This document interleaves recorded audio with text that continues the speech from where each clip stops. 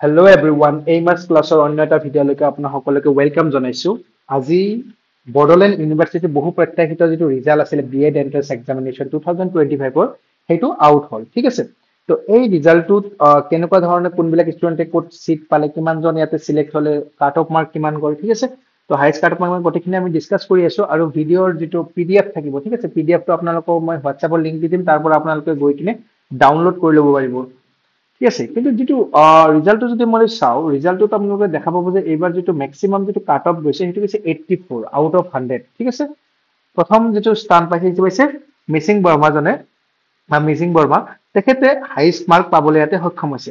মই যিটো কুৱেশ্যন পেপাৰৰ যিটো এনচাৰ কি সিৰিজ বনাইছিলো, মই তাতেও কৈছিলো যে এইবাৰ কাট অফ চাগে লোৱেষ্ট কাট অফ 30 মান যাব, 30ৰ পৰা 40 মান যাব। কিন্তু কাট অফ এইবাৰ বহুতে হাই গ'ল। ঠিক আছে। তো লোৱেষ্ট কাট অফটো এপ্ৰক্সিমেটলি আপোনালোকৰ 57, যিটো মোৰ ক্ষেত্ৰত আনএক্সপেক্টেড আছিলে। মই ভবাই নাছিলো কুৱেশ্যন পেপাৰ যিহেতু বহুত হাই ৰেংকৰ আহিছিলে, বহুত ষ্টেণ্ডাৰ্ড লেভেল আৰু এম এড আৰু বি এডৰ কৰ্চেছৰ যিবিলাক পৰ্চন আছিলে তাৰ পৰা যিহেতু এন্ট্ৰেন্স এক্সামত দিয়া গৈছিলে, এমচিকিউ বিলাকৰ বহুত কমপ্লিকেটেড ৱেট সোধা গৈছিলে। মই ভবাই নাছিলো ইমান পৰিমাণে কাট অফ এইবাৰ যাব বুলি। তো যিয়ে নহওক, তো 84 মাৰ্ক গৈছে এইবাৰ মেক্সিমাম কাট অফ। ঠিক আছে। এতিয়া আমি টোটেল ডিসকাস কৰিম যে কোনবিলাক কলেজত কেনেকুৱা ধৰণৰ সিট যাব পাৰে। তো টোটেল ইয়াতে সিলেকশন ৱাইজ যদি আপোনালোকে চাই, গোটেইখিনি পিডিএফ আপোনালোকে লিংকত পাই যাব। ইয়াতে যদি আপোনালোকে চাই যে দেখা পাব যে প্ৰায় এপ্ৰক্সিমেটলি 600 ষ্টুডেণ্ট মান ইয়াতে কি কৰা গৈছে, সিলেক্ট কৰা গৈছে। ফাৰ্ষ্ট যিটো মেৰিট লিষ্ট ওলাইছে, এতিয়া মোৰ যিমান দূৰ সম্ভৱ যে ইয়াৰ ক্ষেত্ৰত আৰু মেৰিট লিষ্ট ওলাব পাৰো। ঠিক আছে। তো 659 যিজন ৰেংক পাইছে, হয় না, 57 mark, lowest cut off 57 mark, really unexpected.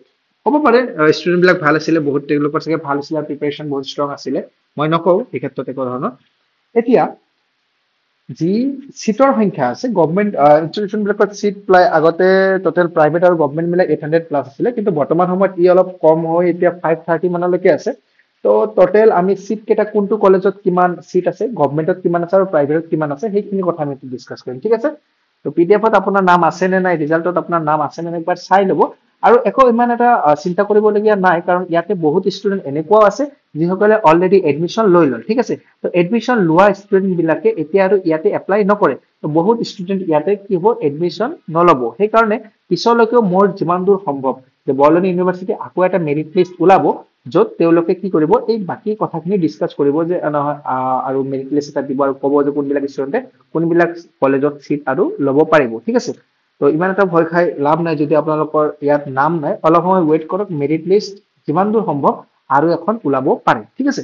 তো আমি সিট কেপাচিটি বিলাক চাই লওঁ। তো প্ৰথম অৱস্থাত যদি মই সিট কেপাচিটি বিলাক চাওঁ, তো গভৰ্ণমেণ্ট কলেজ আছে বড়োলেণ্ড ইউনিভাৰ্চিটিৰ আণ্ডাৰত 5খন আৰু 2খন আছে প্ৰাইভেট। ঠিক আছে। তো প্ৰথম যিখন কলেজ আছে ডাইট কলেজ মৰিগাঁও। ঠিক আছে। এইখন কলেজত টোটেল সিট কেপাচিটি আছে আপোনালোকৰ এপ্ৰক্সিমেটলি 100। তো 100 সিট কেপাচিটিৰ ভিতৰত ইয়াতে কিছুমান সিট কি থাকিব জানেনে, যিবিলাক টিচাৰ অলৰেডি চাৰ্ভিচত আছে, তাক ডেপুটেড টিচাৰ বুলি কয় না, ডেপুটেড যিবিলাক টিচাৰ আছে। তো ডেপুটেশ্যনত সাধাৰণতে প্ৰথম ক্ষেত্ৰত যিটো মৰিগাঁৱৰ সিট আছে, মৰিগাঁৱৰ সিটত 20% সিট কি থাকিব, ইয়াতে 20% সিট ডেপুটেশ্যনৰ কাৰণে ৰিজাৰ্ভ থাকিব, আৰু 80% সিট ইয়াতে কি থাকিব, যিসকলৰ ফ্ৰেচাৰ্ছ এইবিলাক এন্ট্ৰেন্স দিছে তেওঁলোক ষ্টুডেণ্ট বিলাকে ইয়াতে পাবলৈ সক্ষম হ'ব।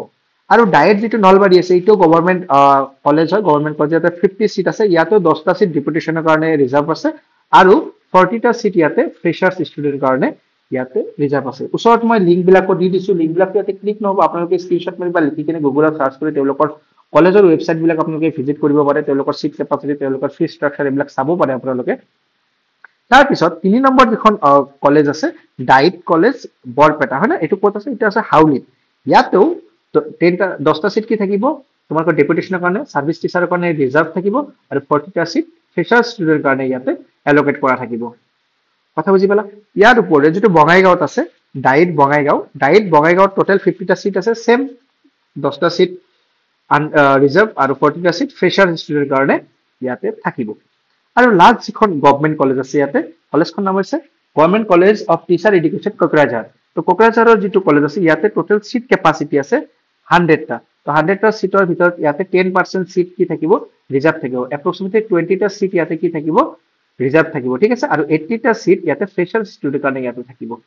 আৰু বাকী 6 নম্বৰ আৰু 7 নম্বৰ যি দুটা কলেজ আছে, সেই দুটা কলেজ হৈছে প্ৰাইভেট কলেজ। ঠিক আছে। তো ৰেমেলি একাডেমি অফ কলেজ যিটো আছে, বা ৰাইমেলি বুলি কয় কিছুমানে, তো ৰাইমেলি কলেজ বিজনীত কি হ'ব 100টা সিট আছে ইয়াৰ গোটেইকেইটা সিটে ইয়াৰ 100% সিটে কি থাকিব ফ্ৰেচাৰ ষ্টুডেন্টৰ কাৰণে ৰিজাৰ্ভ থাকিব আৰু যদি গোসাইগাঁও বিএড কলেজ গোসাইগাঁওতে অৱস্থিত এইখনতো 100টা সিটৰ ভিতৰত 100টা সিটে ফ্ৰেচাৰ ষ্টুডেন্টৰ কাৰণে ইয়াতে ৰিজাৰ্ভ থাকিব ঠিক আছে তো যিসকল ষ্টুডেন্টে ইয়াতে এপ্লাই কৰিম বুলি ভাবি আছে তেওঁলোকে যাই কৰিব পাৰে কলেজৰ ৱেবছাইট বিলাক ভিজিট কৰিব পাৰে কিন্তু এটা কথা মই এই ক্ষেত্ৰত আপোনালোকক কৈ দিওঁ যে যোৱা বছৰত কি হৈছিলে যিমান ডেপুটেশ্যন সিট আছিলে হয় না সিমান সিট কভাৰ্ড হোৱা নাছিলে টোটেল সিট তেওঁলোকে পাবলৈ সক্ষম হোৱা নাছিলে তো বহুত সিট ভেকেন্সি লৈ গৈছিলে এইবাৰ যদি তেনেকুৱা হয় মোষ্ট প্ৰবাবলি হ'ব পাৰে তো ডেপুটেশ্যন সিট খালি যাব সেইখিনিকো ফ্ৰেচাৰ ষ্টুডেন্ট দিয়ে ফুলফিল কৰোৱাৰ চিন্তা কৰা হ'ব মই যিমান দূৰ ভাবো সেইকাৰণে আপোনালোকে আৰু এখন মেৰিট লিষ্ট যিমান দূৰ সম্ভৱ ওলাব তাৰ কাৰণে ৱেইট কৰক আৰু যি নাম আছে লিষ্টত তো সেইবিলাকত অনুযায়ী আপোনালোকে কলেজৰ ক্ৰাইটেৰিয়া আছে কেতিয়া এডমিশ্যন প্ৰচেছ হ'ব মই এইখিনি আপোনালোকক জনাই দিম আপোনালোকে সেই হিচাপত তাতে এপ্লাই কৰিব পাৰে